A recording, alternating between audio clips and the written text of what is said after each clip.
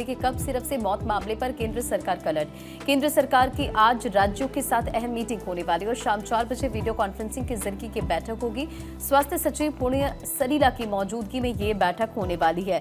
तो देखिए जिस तरह से ये मौत का मामला सामने आया, कफ सिरप पीने से बच्चों की जो जान गई है, उसके बाद ये जांच का दायरा बढ़ा है। केंद्र सरकार ने अब 6 राज्यों में 19 दवा निर्माण इकाइयों पर रिस्क बेस्ड इंस्पेक्शन शुरू कर दी है और इन निरीक्षणों के जरिए ये पता लगाया जाएगा कि दवाओं की गुणवत्ता में गड़बड़ी किन कारणों से हो रही है और भविष्य में ऐसी घटनाओं से बचने के लिए कदम भी उठाए जाएंगे। हालांकि आज मीटिंग होने वाली है, शाम 4 बजे वीडियो कॉन्फ्रेंसिंग के जरिए आज बैठक होगी, स्वास्थ्य सचिव की मौजूदगी में ये मीटिंग।